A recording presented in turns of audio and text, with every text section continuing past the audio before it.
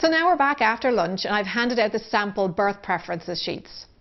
During the break, I'll have tidied up and checked the music and the DVD for the second hypnosis session of the day.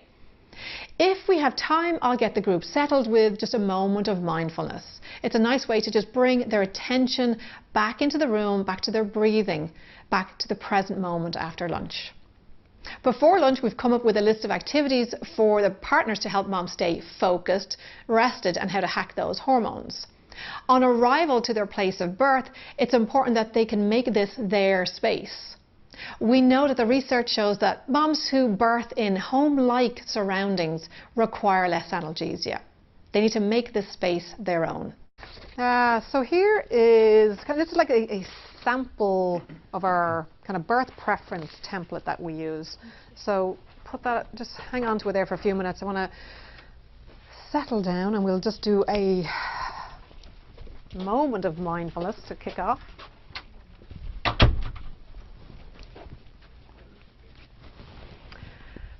All right, so I'll have you just sit up straight and close your eyes for a minute. We'll just regroup, get the head back in the game for the last push for the afternoon.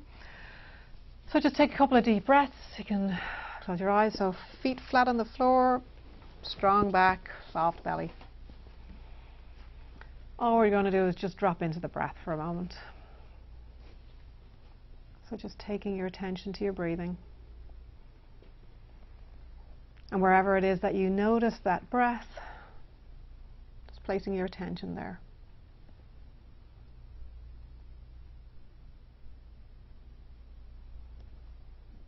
And if you notice there's any thoughts that are starting to come up, you can just let them bubble to the surface and let them pass.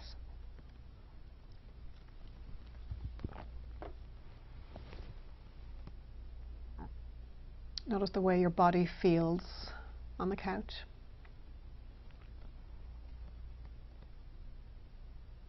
Where your legs connect with the sofa.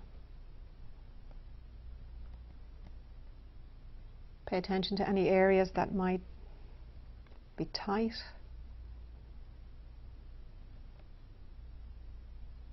And notice any areas that are soft.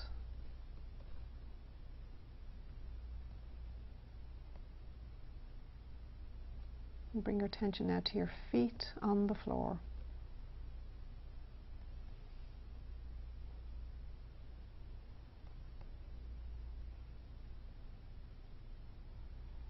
And coming back to the breath.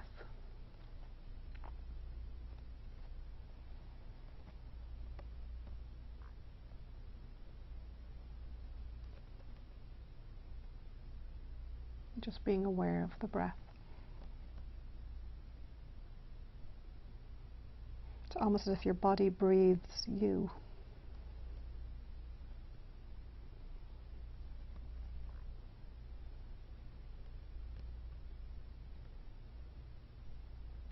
Notice how your torso lifts as you take that breath in, and how it drops as you breathe out.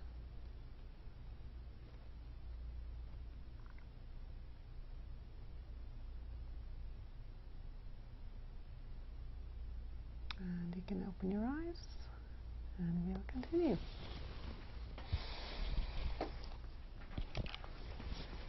So before we finished up for lunch, we were looking at comfort measures that you've got at home that you can make good use of. So now we want to look at, it's all very well, you're in your own space, in your own environment, but now you've shifted into the hospital.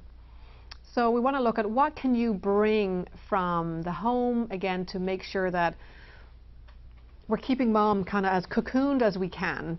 So emotionally that she's, we're doing our own hacking rather than the hospital hacking.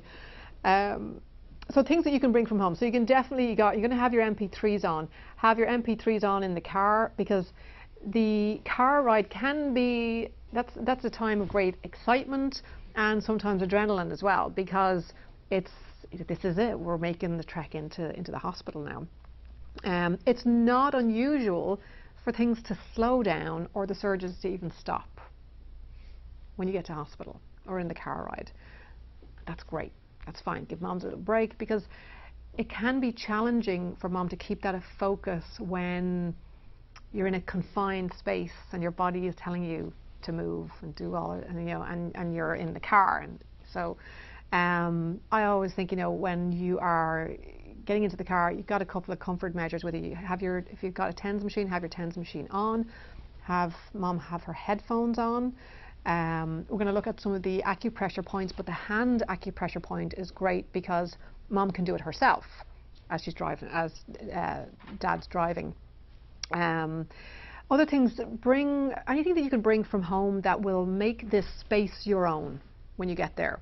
So we know that simply looking at an image of a scene in nature reduces your pain perception, okay, increases endorphins. So even more so if you have a photo from somewhere in nature that you've been and you actually have a personal experience with it that you can look at and have this focal point.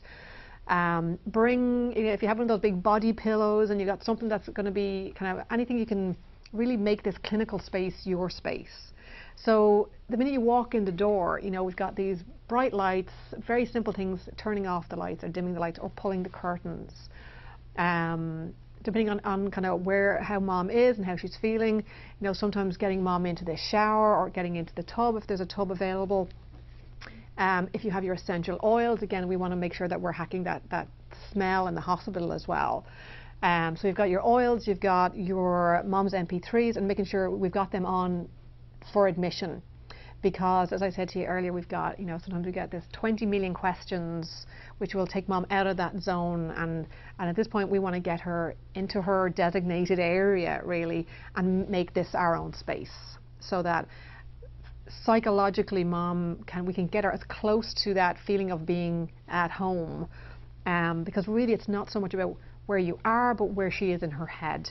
So if she can be there in that, clinical environment and still be in a really good headspace, and looking at, so again, like the deepener technique in the book, looking at imagery, talking about, vacation that you've been on together, anything that's going to keep that, nice kind of calm, focused state of mind.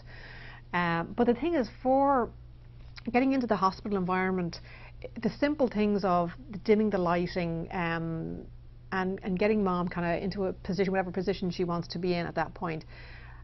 If mom is in that focus state, there's very little work for the dads to do. That it's really just a case of kind of like maintaining that homeostasis, So that's why, for the dads, it's so important. The more work your partner does with those CDs now, means less work for you on the day. So if there's any way I can encourage you to make sure they're doing their practice, think of it from a very selfish point of view. It's less work for me on the day if she's listening to those MP3s now, and it's good for her and it's good for the baby as well. So it's good for everybody. So start thinking about things you can bring from home, your lucky charm, whatever that's going to be that you've got in your bag, what you're going to be wearing. So all of these things that are going to be priming mom's state of mind on the day.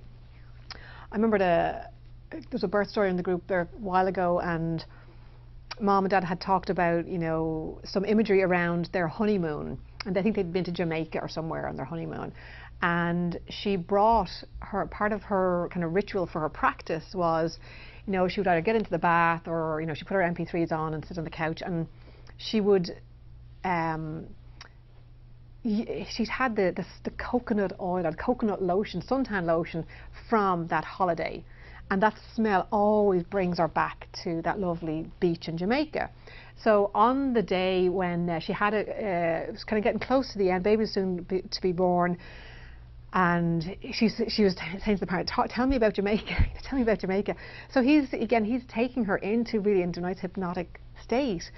Remember, we're walking to the beach and how the cool the sand was under your feet, and it was evening time, and the lovely smells, and then she brought the coconut oil with her, this coconut tanning lotion with her in her bag, and she had it on a washcloth, and she's inhaling it as he's telling her all about Jamaica, So it's for her again, that instant connection through the olfactory system into that limbic brain, into that, you know, emotional brain. She's smelling that. She's like, she's there in Jamaica, you know, and this baby's coming and she's calmed right down, you know. Very simple way, but again, you know, you've got that rapport together, you know, so start thinking of, you know, forget about the tricks and the rolling pins and all that.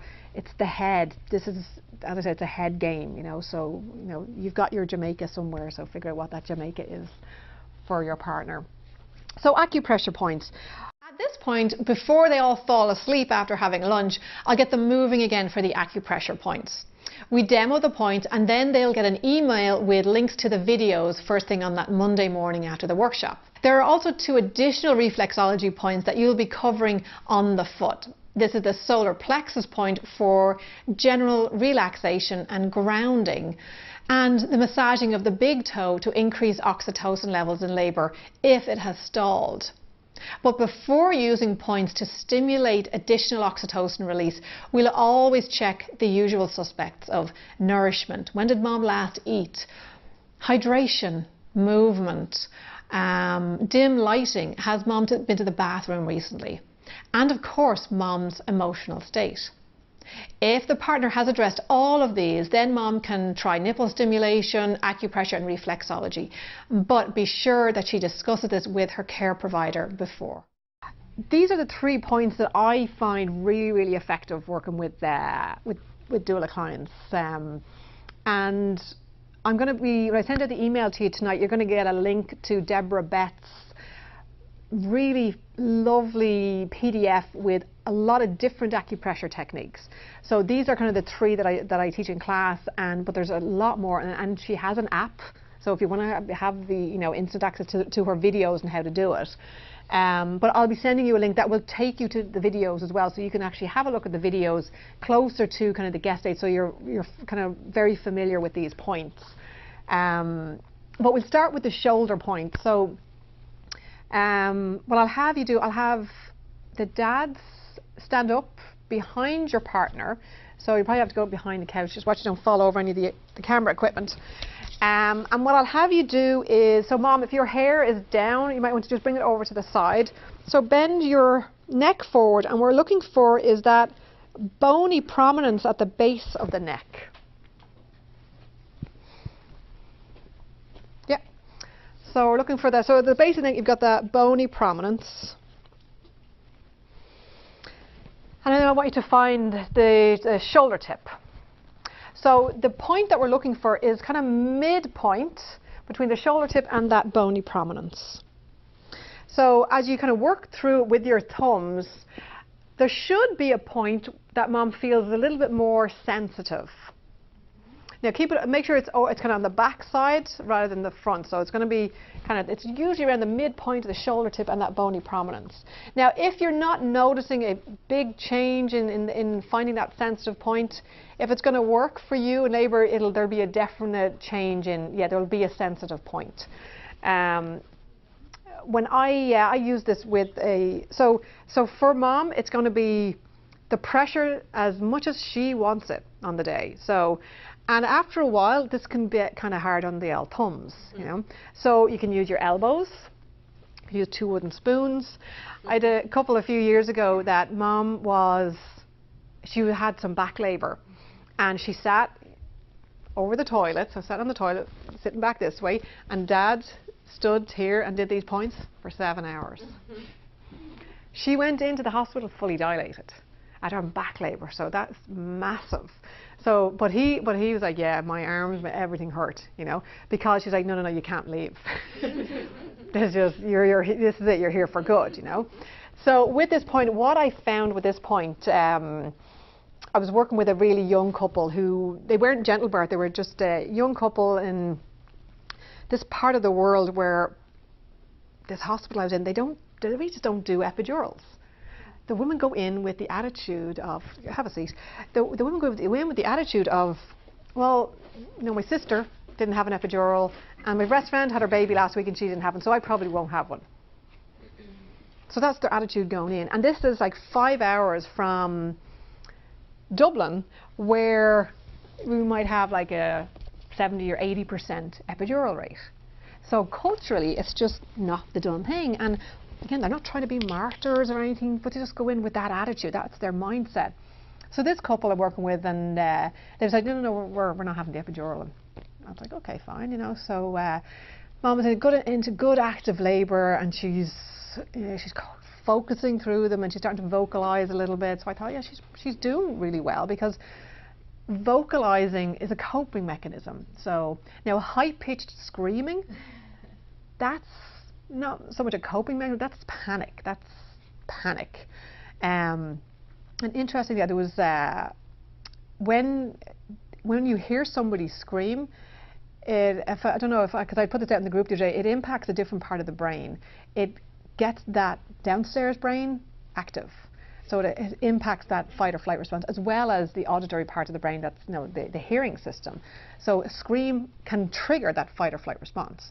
So this mom was starting to vocalise and doing really well. It was like low vocalisation, so she was coping, doing brilliant. And the dad says, is there anything else I can do, to help her? So I said, well, let me show you this point. So I showed them the point, and I said, so let's do it a couple of times and see if she finds it helpful. So Mom was having really good, strong surges, and I'm sitting kind of in front of her, and she's on the ball, and I can palpate them. So they're lasting about a minute, and quite strong, because I can feel how hard the bump is getting. So I thought, oh, she's doing really well, and so I showed him the point. I said, so let's try it a couple of times and see how we go. So the first time, finished the surge, and I said, how was that? Does that make any difference for you? No. Still felt the same. So I thought, okay, well, let's do a couple more times, and because then always that focus on short, achievable goals. So we're just going to do it 2 more times. Okay. So the next time, I said, again, I'm palpating and I said, really strong one again, and I said, so how did that feel? And she's like, might have got a bit better at the end. I don't know. We'll see how the next one is. So the third time, again, this is just Dad pressing on these points.